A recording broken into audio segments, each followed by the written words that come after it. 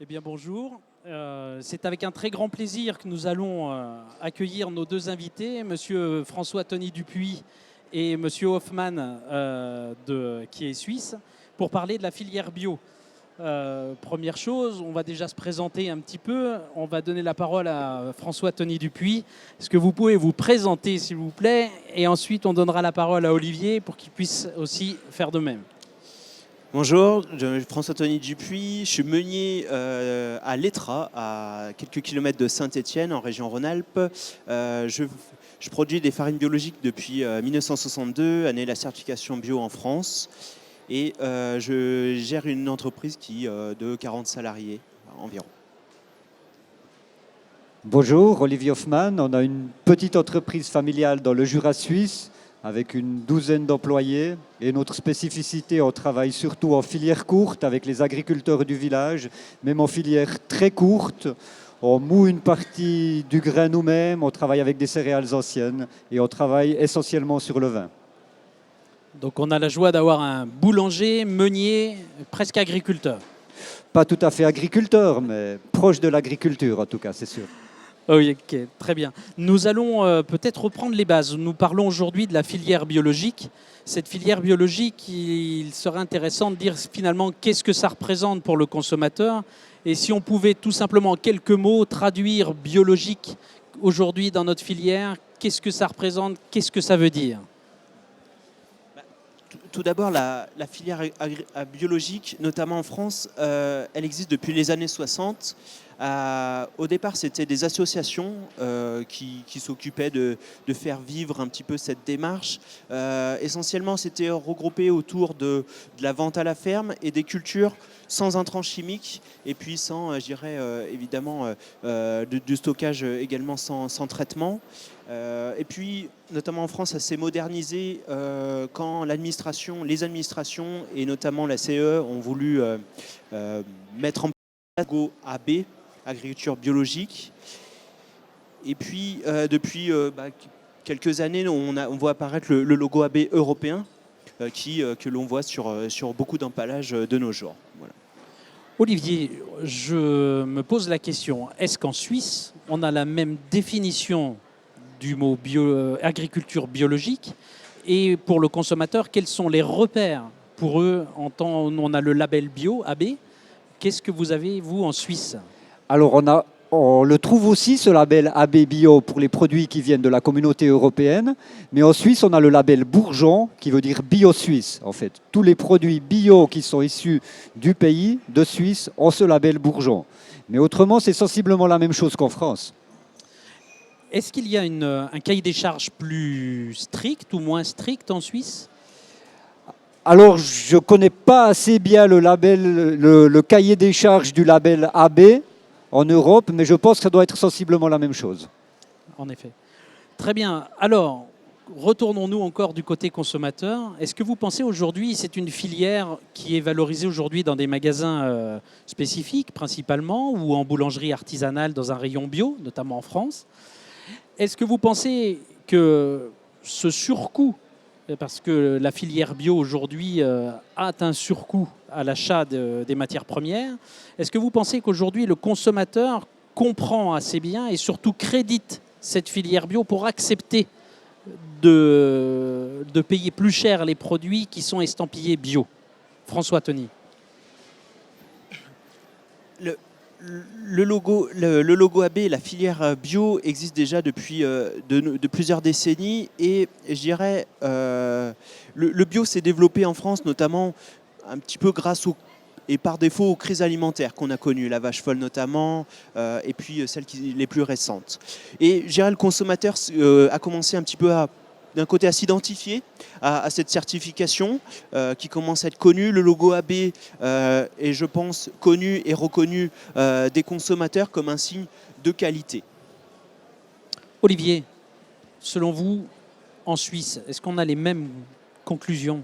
Oui, on a les mêmes conclusions. Moi, je pense que de plus en plus, les gens se tournent vers le bio parce qu'ils commencent à être conscients que la santé, quand même, c'est primordial. Le besoin physiologique de base, c'est quand même de se nourrir. Et il y a de plus en plus de gens qui sont prêts à payer un surcoût, un surplus pour une bonne alimentation. Oui, tout à fait. De plus qu'à un moment donné, on voit très bien l'évolution aussi des consommateurs dans leur achat et dans les produits aussi bio. J'ai souvenir, moi, il y a quelques années, on va revenir à ne serait-ce qu'une dizaine d'années en arrière, le bio n'était pas forcément un signe de qualité, c'était un signe de qualité de produit, de sécurité un petit peu dans l'achat, c'est-à-dire d'être sûr d'acheter quelque chose qui est bon et sain. Et finalement, s'il n'était pas très bon ou très beau, c'était pas très grave. Est-ce qu'aujourd'hui, c'est toujours autant d'actualité, par exemple chez vous? Oui, je crois que c'est encore toujours d'actualité, malgré tout. Et je pense que voilà, les gens, ce qu'ils recherchent dans le bio, c'est quand même un produit sans pesticides, sans insecticides, sans intrants. Voilà, un produit le plus naturel possible. Et vous, François, au niveau du marché français, est-ce que vous pensez aujourd'hui que les boulangers ont cette même acceptation, je dirais, de baisse pas de qualité, mais de rendu visuel ou de cette même sensibilité au goût et pas autant avérée sur le bio ou pas? Je dirais que les artisans boulangers, pour parler d'eux, et même les consommateurs dans la filière blé, farine, pain, avaient l'habitude d'avoir un produit, je dirais, bio rassurant, mais le format, comme vous le disiez, n'était pas le plus important, et notamment le goût. Mais le bio, au fur et à mesure des années, s'est démocratisé. Et puis, avec l'arrivée, je dirais, un petit peu la démocratisation aussi, puis l'utilisation un peu plus standard du levain, qui allait bien le complément, je dirais, en termes de fabrication avec le bio. Et on voit de plus en plus dans les boulangeries artisanales une multitude de pains bio. Historiquement, on voyait souvent les pains complets. Pourquoi le complet? Parce que j'irais avec les fibres et j'irais c'était une garantie d'être en bio. Et aussi, c'était aussi un petit côté nutritif qui était un petit plus. Et on voit maintenant d'autres pains, les baguettes graines, des baguettes bio plus standards, des baguettes de tradition bio qui je dirais, se développent de plus en plus. En effet, j'ai lu une enquête dernièrement, une enquête Toluna qui a été réalisée par LSA, qui est une revue professionnelle, qui a été faite le 15 septembre de cette année, et dans laquelle on mentionnait que de plus en plus de consommateurs achetaient du bio. Donc ça, c'était plutôt une bonne nouvelle. Mais on constate que ces produits sont principalement achetés en grande et moyenne surface, voire hypermarché, d'accord. 74% de proportion pour la grande surface. Seulement 37,8% pour les réseaux spécialisés. Qu'est-ce que ça vous inspire à tous les deux? Et est-ce qu'on a, c'est une enquête française, est-ce qu'on a cette même répartition en Suisse? Ou est-ce que le marché est un petit peu plus spécialisé en artisanat pour le bio? Non, je pense qu'en Suisse, on a la même problématique. Le problème, c'est que le cahier des charges est tellement lourd pour un petit artisan, il ne peut pas être en bio partiel, il doit être en bio total. Et convertir toute son entreprise en bio, c'est très compliqué. Ça va si on a un assortiment réduit que quelques pains, mais si on a une grande gamme de produits, si on fait de la boulangerie, de la pâtisserie, voire même du chocolat, ça devient très difficile. Il faudrait produire à des heures différentes, désinfecter le laboratoire, etc. Ce que peut se permettre une grande entreprise, mais pas tellement un petit artisan. François Tony, en France, est-ce que l'on a un petit peu, donc on voit des orientations comme ça. Qu'est-ce que ça vous inspire que cette proportion de vente est faite principalement en grande surface? On retrouve un petit peu les mêmes difficultés en France avec nos artisans boulangers qui ont dû souvent un peu de mal à valoriser le bio dans leur magasin, surtout quand ils font, je dirais, une petite partie de leur production uniquement en bio. C'est une difficulté. En grande surface, là où on voit, c'est vrai, et l'étude le prouve, qu'on a des achats de bio qui sont un peu plus massifs, parce que je pense que les personnes qui sont peut-être un petit peu convaincues du bio vont avoir tendance à aller en réseau spécialisé pour trouver leur alimentation la plus large en magasin bio. En grande surface, c'est peut-être un achat peut-être plus épisodique, mais j'irais un peu qui est difficile un peu plus à expliquer. Ouais. Moi, personnellement, en tant que consommateur, je trouve que la démarche bio aujourd'hui a l'avantage d'avoir un nom. Bio, ça englobe beaucoup de choses, beaucoup de valeurs, ça rassure le consommateur, mais peut-être que aussi en grande surface, on a eu plus de capacité à communiquer, à isoler ces rayons bio. On voit aujourd'hui dans les grandes surfaces des rayons complets biologiques avec différents produits, dont le pain. Est-ce que finalement, la problématique n'est pas dans la communication dans nos fournils ? Alors, ce qu'il faudrait dire d'abord, c'est que le bio, ça a été la norme jusqu'au milieu du XXe siècle. Tout le monde, nos grands-parents, cultivaient en bio. Maintenant, ça revient et on utilise un peu le bio comme un outil marketing. D'accord ? Mais le bio, je vais un peu tempérer le bio, parce que le bio, ça répond à la question du comment. Comment on plante ? Mais il faudrait aller... On est sur la bonne route, mais il faut aller plus loin que le bio. Il ne faut pas seulement se demander comment on plante, il faut déjà se demander qu'est-ce qu'on plante. Parce que si on a des céréales chargées en gluten, elles ont beau être cultivées en bio, ça ne répond pas totalement à la demande du consommateur.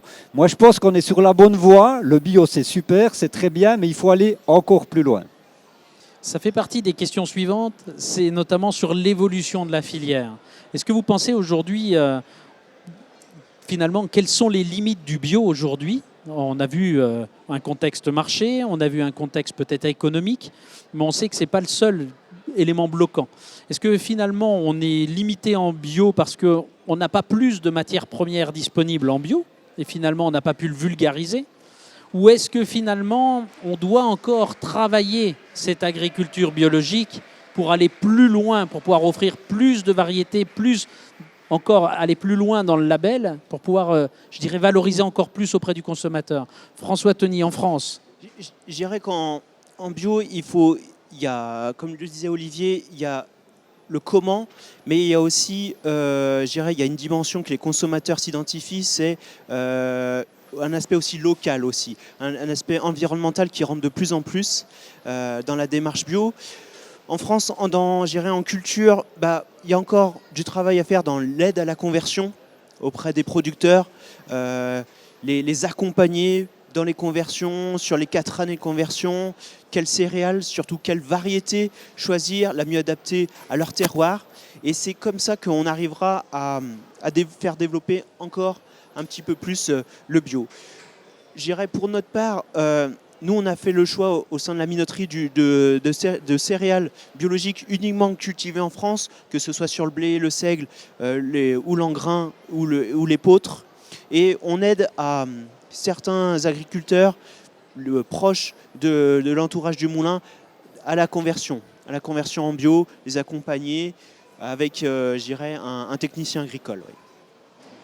Olivier, Je peux juste rebondir un peu sur ce qu'il a dit. Moi, je suis tout à fait d'accord avec lui. Je pense que le bio, pour qu'il soit justifié, il faut que ce soit un bio local. Parce que c'est un tout.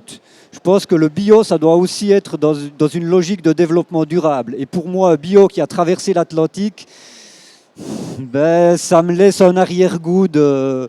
On peut se poser des questions. Exactement.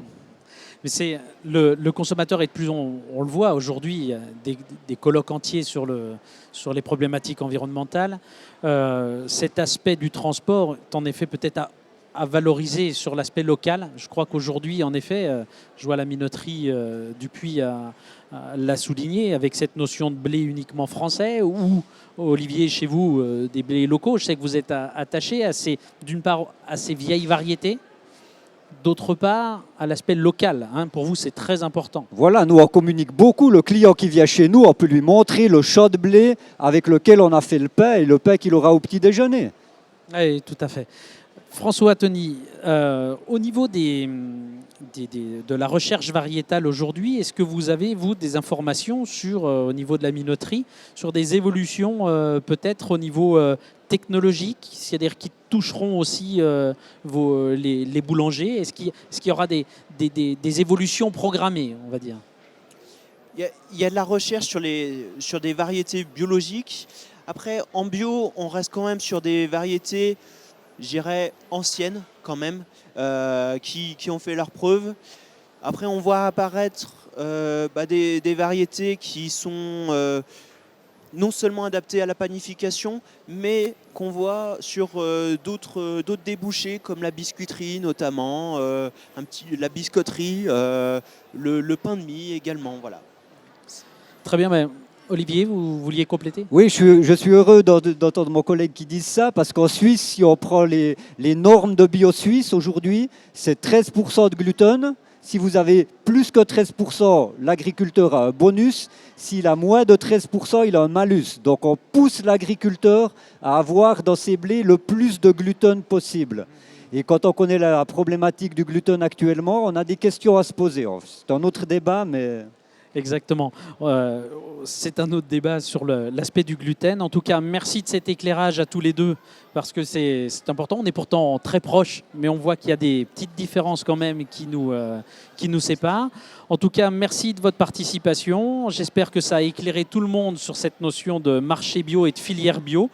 Je crois que c'est une filière, pour résumer, qui apporte confiance au niveau du consommateur, valeur ajoutée peut-être pour nos artisans, boulangers aussi, et peut-être se pencher un peu plus sur ce côté-là, sur l'aspect local, on a vu important. Et puis, ma foi, on souhaite à tous de faire évoluer cette filière dans le bon sens. Et merci à tous.